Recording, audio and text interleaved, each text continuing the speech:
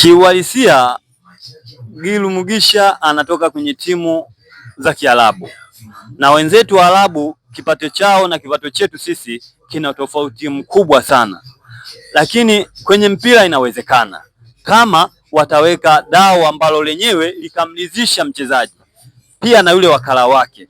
Kama ikimridhisha mchezaji anaweza kujaranga, lakini ni ngumu sana kumtoa mchezaji kwenye timu ya Arabu kipindi wenyewe Arabu wanamhitaji huyo mchezaji.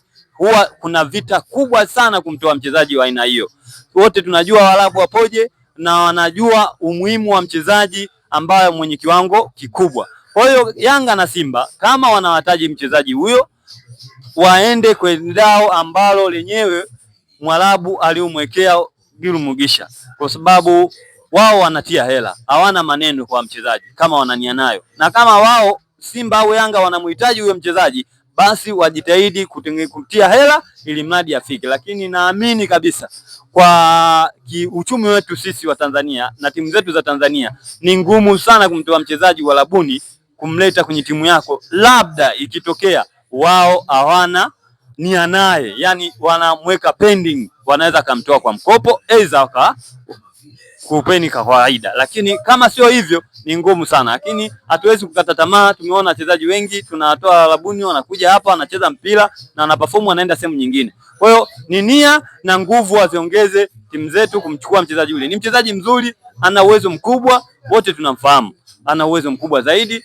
Lakini pia hao Simba na Yanga wao wasizungumzie midomoni, waende moja kwa moja kwa wachezaji na kwa wakala, wakatoe mzigo ambao uliofahamika, mchezaji aje kujitoa kwenye ligi letu. Maana unapowaleta wachezaji wakubwa kama wale, ligi linapanda, lakini pia tunapandisha thamani ya mpira wetu na tunatengeneza ubora wa timu zetu, kwa sababu unapopata wachezaji bora inakuwa timu bora. Ina maana ikishakuwa timu bora kuna nafasi kubwa ya kutoka sehemu tulikuwepo kwenda sehemu nyingine, tunatengeneza jina kubwa zaidi. Kwa hiyo nawaombea wana Yanga na wana Simba, kama Mungu atawasaidia.